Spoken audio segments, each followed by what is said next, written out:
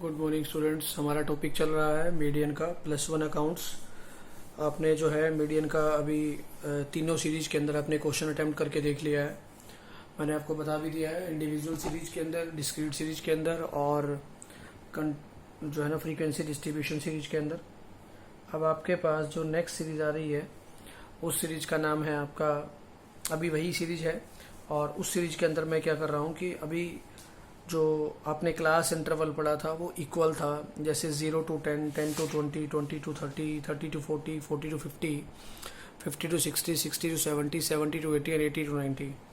अभी तक ये क्लास इंटरवल बिल्कुल इक्वल चल रहा था। लेकिन अगर आपके पास क्लास इंटरवल अलग अलग आ जाता है तब उस केस में आप मीडियन कैसे निकालेंगे। देखिए, आपको बिल्कुल भी नहीं सोचना है, बिल्कुल सेम पहले वाला पैटर्न ही चलेगा।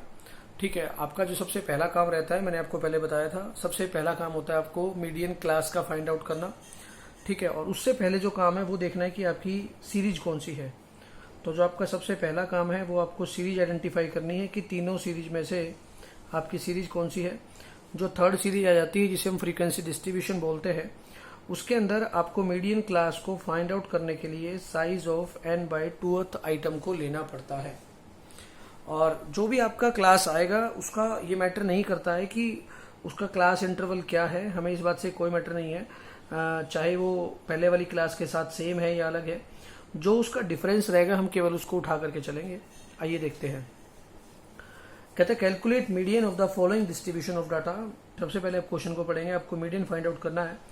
क्लास इंटरवल दे रखा है, आप चेक कर सकते हैं 0 to 5, 5 to 10, 10 to 20। देखिए, इन दोनों के बीच में पहले 5 का क्लास इंटरवल था, लेकिन अब 10 का आ गया है।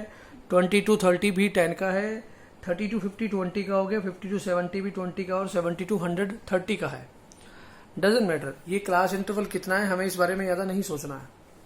देखिए आगे कहता है in such distribution no specific treatment of the data is needed, median can be calculated straight away as in case of other frequency distribution. हम मीडियन को सेम उसी तरीके से कैलकुलेट कर सकते हैं जैसे हम बाकी कंट्री जो है ना, बाकी कॉन्टिन्यूस सीरीज के अंदर या फ्रीक्वेंसी डिस्ट्रीब्यूशन सीरीज में फाइंड आउट कर रहे हैं।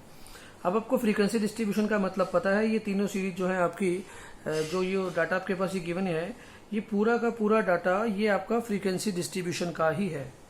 ठीक है, इसको हम लोग कॉन्टिन्यूस सीरीज भी बोलते हैं। सबसे पहले आप इसको वर्टिकल फॉर्मेट में अरेंज कर लीजिए। देखिए, क्लास इंटरवल आपके पास गिवन है 0 to 5, 5 to 10, 10 to 20, 20 to 30। Clear. और फ्रीक्वेंसी आपके पास गिवन है। मैंने आपको कहा था कि सबसे पहले आप सीरीज को आइडेंटिफाई करेंगे, उसके बाद आप मीडियन क्लास को फाइंड आउट करेंगे। आपको ये मालूम है कि आपकी क्लास कॉन्टिन्यूस है, तो आप मीडियन क्लास को फाइंड आउट करेंगे। उसके लिए आप लिखेंगे size of n/2th item. n का मतलब आपको पता है total number of frequency, that is 56। 156 is your n। और इससे पहले हमें CF निकालना होता है। CF आपको बदलना मैं पहले बता चुका हूं। सबसे पहले 12 में 15 जोड़ेंगे तो 27, 23 जोड़ेंगे तो 25 जोड़ेंगे तो 52। तो इस तरीके से आपने क्या करना है यहाँ कम्युलेटिव फ्रीक्वेंसी को फाइंड आउट कर लेना है। और यहाँ अब आपका size of 156/2, it means that की साइज ऑफ 78th आइटम। तो 78th आइटम को आपने फाइंड आउट करना है। आप लोगों को मालूम है कि 78 12 में लाई नहीं करता, 27 में लाई नहीं करता, 52 में भी 78 लाई नहीं करता, लेकिन 92 में लाई करता है। जो 92 है उसके आप बिल्कुल सामने वाली सीरीज को चेक करते हैं तो आपकी जो मीडियन क्लास आ जाती है वो 20 to 30 है। और इस क्लास का जो इंटरवल है वो कितने का है, 10 का है। यानी कि आई की वैल्यू कितनी है, यहाँ 10 है। अब हमें फॉर्मूले का पता होना चाहिए। फॉर्मूला आप लोगों को मालूम है L1 + n/2 - CF/F। L1 यानी कि लोअर लिमिट आपको पता है वो उसी क्लास के सामने देखी जाती है, 20 is the lower limit. n/2 आपको पता है 78th आइटम, यानी कि 78 आ गया। और CF जो भी आपकी क्लास आती है, यानी कि जहां भी आपका 78 लाई करता है, ठीक उससे पहले वाला ही आपका क्या होता है, CF होता है। देखो इसमें लिखा भी हुआ है CF, और जिसमें हमारी क्लास लाई करती है वही उसके सामने जो हमारी फ्रीक्वेंसी होती है उसको लेकर के चलते हैं। इस बात को ध्यान में रखना है आपने कि CF की फ्रीक्वेंसी F की फ्रीक्वेंसी से एक ऊपर मिलेगी। ठीक है, और F आपको मालूम है 40 है, तो इसको हमने इसमें फॉर्मूले में पुट कर लिया और क्वेश्चन सॉल्व कर लिया। मीडियन की एक और खास बात है कि जो भी आपकी क्लास आएगी आंसर आपका उस क्लास के बीच में ही मिलेगा, यानी कि आंसर 20 से लेकर 30 के बीच में ही होगा, इससे ज़्यादा नहीं होगा। तो आप चेक कर सकते हैं इसका आंसर कितना आता है, 26.5। तो ये थी आपकी अनइक्वल क्लास इंटरवल के अंदर आपका मीडियन। अब हम चलते हैं आगे, और एक ऐसा क्वेश्चन है जहां आपको जो है ना फ्रीक्वेंसी मिसिंग होगी। ये क्वेश्चन मैं आपको अभी करके बताता हूँ, लेकिन उससे पहले आपको क्वेश्चन दिखा देता हूँ। और ऐसा क्वेश्चन आपके एग्जाम में 100% आएगा, ठीक है। आइए मैं आपको बताता हूँ कैसे है। देखिएगा, ये कहता है find the missing frequency in the following distribution if n is 100 and m is 30। कहता है कि आपको क्या करना है, मिसिंग फ्रीक्वेंसी को फाइंड आउट करना है, मिसिंग फ्रीक्वेंसी को फाइंड आउट करना है। और n की वैल्यू 100 दे रखी है और m की वैल्यू आपको दे रखी है 30, ठीक है। तो अब इस सीरीज में आप कैसे फाइंड आउट करेंगे, देखिएगा जरा एक बार। कहता है 2 फ्रीक्वेंसी आर मिसिंग। आप देख रहे हैं मार्क्स आपके पास गिवन है 0 to 10, 10 to 20, 20 to 30, 30 to 40, 40 to 50, 50 to 60। लेकिन नंबर ऑफ स्टूडेंट्स एक आपके पास यहाँ मिसिंग है और एक आपके पास यहाँ मिसिंग है। लेकिन टोटल नंबर ऑफ स्टूडेंट्स आपको दे रखे हैं कितने, 100, और मीडियन की वैल्यू आपको कितनी दे रखी है, 30। m मीन्स मीडियन, मीडियन की वैल्यू आपको गिवन है। आपको इन 2 मिसिंग फ्रीक्वेंसी को निकाल के बताना है, ठीक है। आइए मैं आपको एक क्वेश्चन करके बताता हूँ, देखते जाइएगा।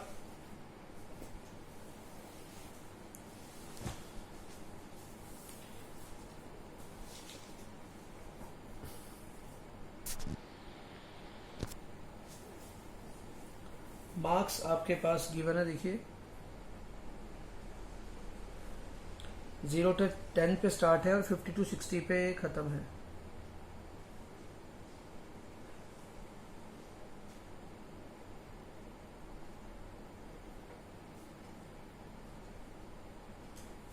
इसमें आपके पास जो क्लास है, क्लास इंटरवल है, वो सेम चल रहा है 10 का ही। और जो नंबर ऑफ आपके स्टूडेंट्स हैं, यानी कि आपका f है, और मार्क्स आपका क्या होता है, x होता है, ठीक है। ये आपके पास गिवन है, कितना है, 10। इसके बाद आपके पास मिसिंग वैल्यू है, फिर 25, फिर 30, फिर अगेन आपके पास मिसिंग वैल्यू है, और फिर आपको दे रखा है 10। लेकिन इन सब का टोटल यानी कि summation of f is equal to n, ये आपको दे रखा है ऑलरेडी 100, ठीक है।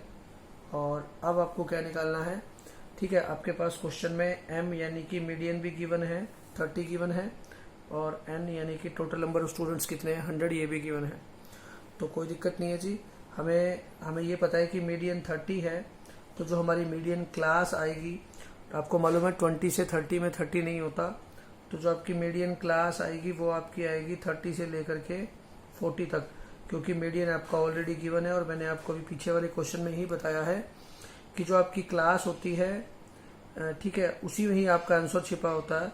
लेकिन यहाँ आपको आंसर दे दिया, तो आप क्लास को बड़े आसानी से फाइंड कर सकते हैं कि मीडियन आपका 30 to 40 मिलेगा।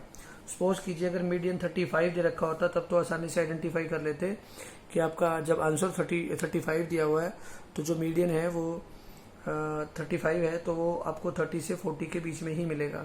अगर दिया होता 15, तो वो आपको 10 से 20 के बीच में मिलता, तब उस केस में आपकी मीडियन क्लास 10 से 20 हो जाती। लेकिन अब इस क्वेश्चन में आपकी जो मीडियन क्लास रहेगी वो आपकी रहेगी 30 से लेकर के 40 तक। तो जो पहला काम है आपका, सबसे पहले आपको CF फाइंड आउट करना, कम्युलेटिव फ्रीक्वेंसी को निकालना, ठीक है। अब मेरे पास यहाँ 2 वैल्यू मिसिंग है, तो मैंने एक का नाम F1 रख दिया और दूसरे का नाम F2 रख दिया। आप इसका नाम XY या AB भी रख सकते हैं, आपकी मर्जी है, ठीक है।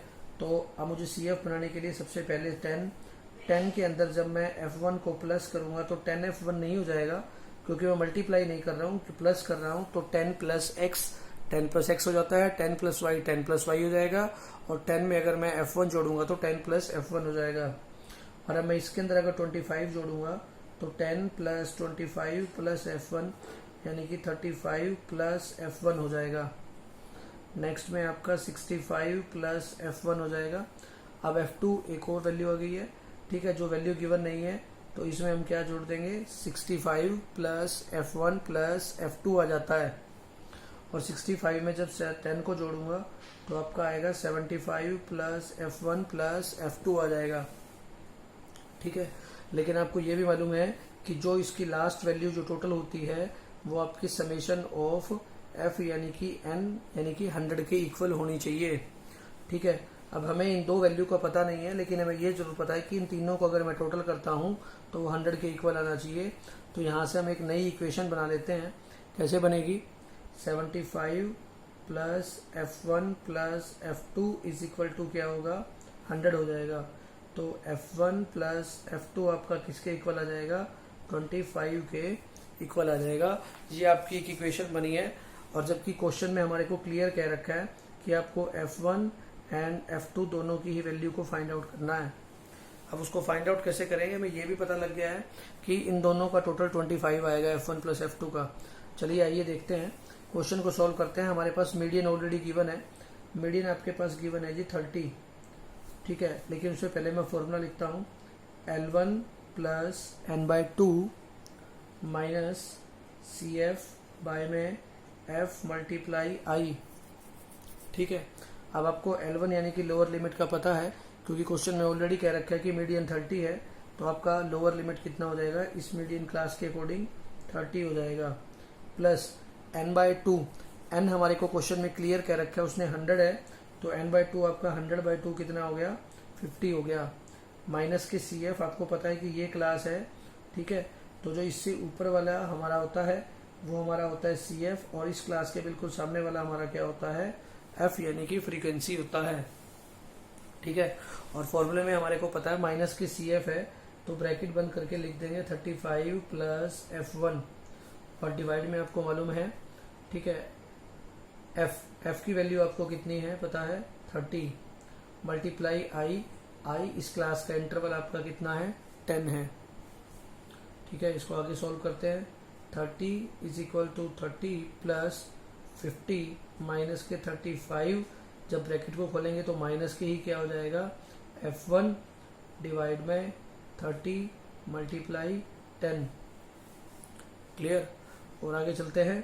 ठीक है, अगर मैं इस 30 को यहाँ प्लस में है, जैसे आपको पता है A plus B is equal to, अगर C लिखा हुआ है तो B इज इक्वल टू मैं C माइनस A कर सकता हूँ। उसी प्रकार ठीक है, मैं यहाँ पर 30 और इस 30 को मैं यहाँ ले जाकर के माइनस कर देता हूँ, तो मेरे पास यहाँ जो वैल्यू बचेगी 50 में से 35 गए, कितने रह गए? 15 माइनस के F1 डिवाइड में 30 मल्टीप्लाई 10। ठीक है, तो 30 माइनस 30 आपकी वैल्यू कितनी आ गई है? ये 0 आ गई है। 0 इज इक्वल टू, और इसको अगर मैं मल्टीप्लाई करता हूँ तो पहले आपको पता है मल्टीप्लिकेशन सॉल्व होगा, बाद में एडिशन सॉल्व होगा। ठीक है, तो 15 माइनस के F1 बाई 3 आ गया, ये आपका 0/1 है। तो जब क्रॉस मल्टीप्लाई करता हूँ तो 0 multiply 3 is equal to 15 minus के F1। ओके, और अगर मैं F1 को उधर लेके जाता हूँ तो F1 वहां जाके क्या हो जाएगा? प्लस का हो जाएगा, और F1 की वैल्यू कितनी आ गई? आपकी 15 आ गई। तो इस तरीके से मैंने क्या कर लिया? F1 की वैल्यू को फाइंड आउट कर लिया। आप देख सकते हैं, उसका स्क्रीनशॉट ले सकते हैं। ठीक है, आप इसका स्क्रीनशॉट भी ले सकते हैं और इसको बाद में आराम से बैठ के कर सकते हैं। देखिए,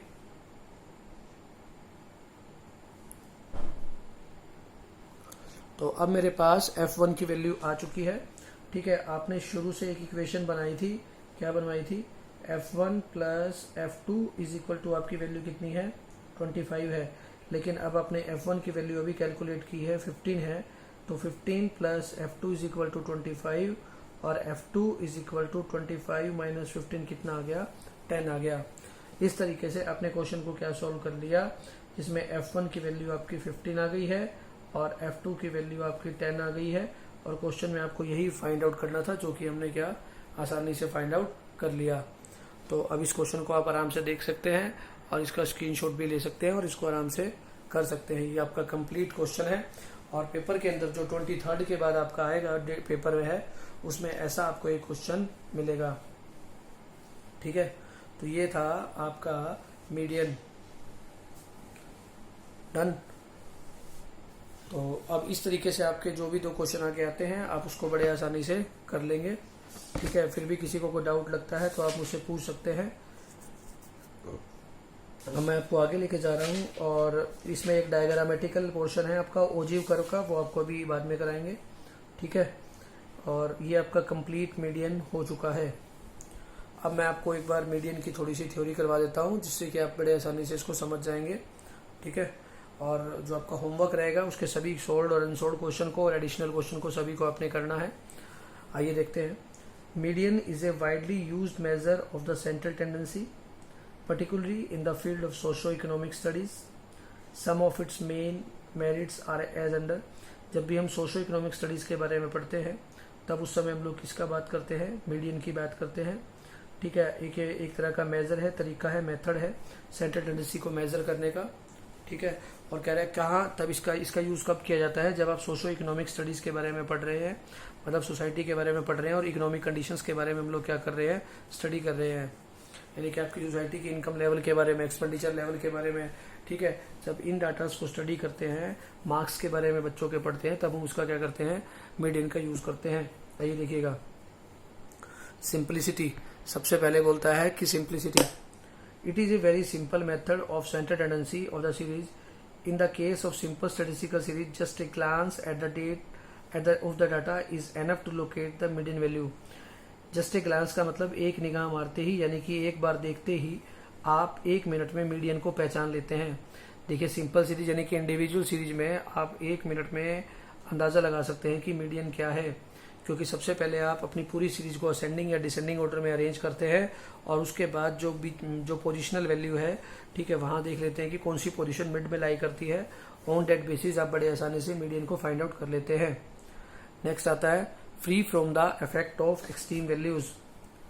कहता है unlike arithmetic mean. Arithmetic mean यानी कि जब आपने मीन का टॉपिक किया था तो आपको पता था कि मीन एक्सट्रीम वैल्यू से अफेक्ट होता है। एक्सट्रीम का मतलब अगर पूरी सीरीज के अंदर कोई एक बड़ी वैल्यू आ जाती है तो पूरी की पूरी मीन ही खराब हो गया था, यानी कि एवरेज ही खराब हो गया था। लेकिन आपका जो मीडियन है, एक्सट्रीम वैल्यू से इसका कोई भी फर्क नहीं पड़ता है। Median value is not distorted by the extreme value of the series. ठीक है, अगर मान लीजिए किसी बच्चे के नंबर 10, 20, 30, 40, 50, 60 के बाद सीधे मतलब आपका 100 नंबर का पेपर हुआ और क्लास के सभी बच्चों के मार्क्स जो है ना 50 और 60 के बीच में रहे, लेकिन एक बच्चे के मार्क्स केवल 10 रहे या एक बच्चे के मार्क्स 95 या 100 रहे, तो अगर ये मीन निकालेंगे तो पूरा एवरेज में फर्क डाल देगा। लेकिन मीडियन निकालेंगे तो क्योंकि हम पोजीशन को देखते हैं और पोजीशन में पहले असेंडिंग या डिसेंडिंग ऑर्डर में अरेंज करेंगे, तो या तो वो सबसे नीचे रह जाएगा या सबसे ऊपर चला जाएगा, तो उसका जो है ना मीडियन के ऊपर कोई भी इफेक्ट नहीं पड़ेगा। तो वो यही आपसे कहना चाहता है। आप एक सीरीज लिख करके आराम से समझ सकते हैं इसको।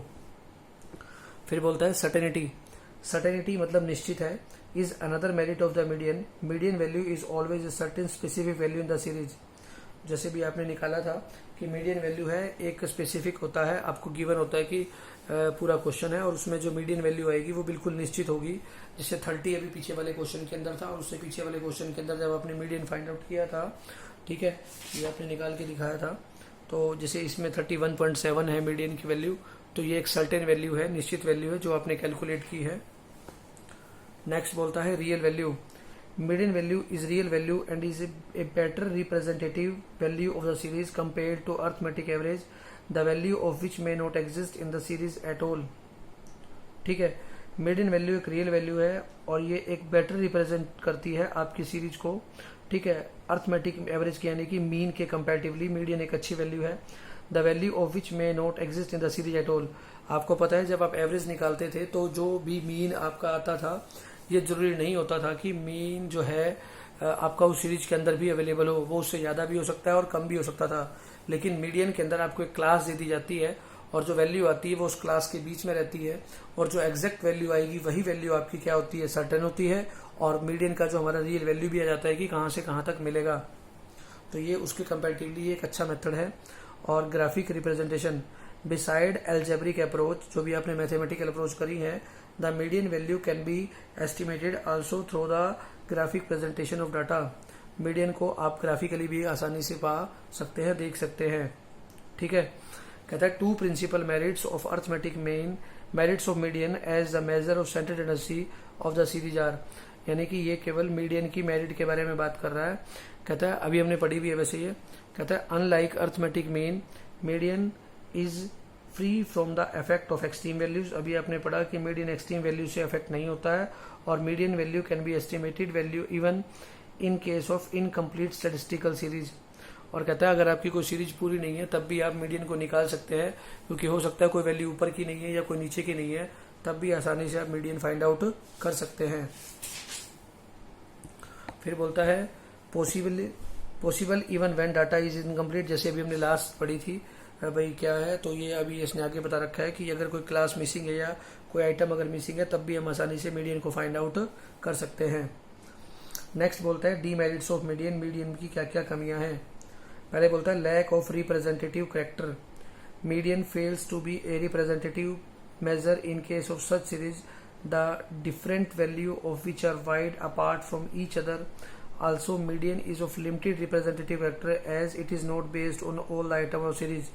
कहता है कि इसके अंदर पूरी सीरीज को रिप्रेजेंट करने की जो क्वालिटी मीन के अंदर होती है, एक्स बार के अंदर होती है, वो इसके अंदर नहीं होती है, क्योंकि एक्स बार में आपने पढ़ा है कि वो पूरी क्लास को रिप्रेजेंट करता है, ठीक है, लेकिन मीडियन ऐसा नहीं करता है, ठीक है, क्योंकि कहता है median is of limited representative character as it is not based on the all the items, क्योंकि मीडियन सभी आइटम्स के ऊपर बेस्ड नहीं होता है, ये ऊपर की और नीचे की वैल्यू को नहीं बल्कि मिड वैल्यू को लेता है, ना ही नीचे वाली वैल्यू से ऊपर वाली को वैल्यू देता है, और जो मीडियन आपका आया है उससे नीचे वाली वैल्यू को भी इंपॉर्टेंस नहीं देता है, लेकिन मीन जो होता है वो सभी वैल्यूज को जोड़ करके एवरेज निकाला जाता है। तो मीडियन एक अच्छा रिप्रेजेंटेटिव नहीं है, पूरी सीरीज को रिप्रेजेंट नहीं करता है। नेक्स्ट बोलता है अनरियलिस्टिक, यानी कि विश्वास के लायक नहीं है। When the median is located somewhere between the two middle values, it remains only an approximate measure, not a precise value।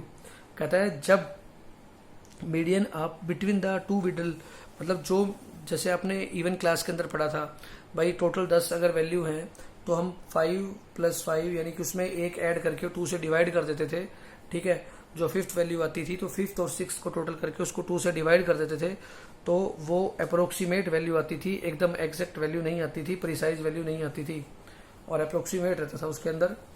Next बोलता है lack of algebraic treatment, arithmetic mean is capable of further algebraic treatment but median is not. For example multiplying the median with the number of items in the series will not give us the sum total of the value of the series.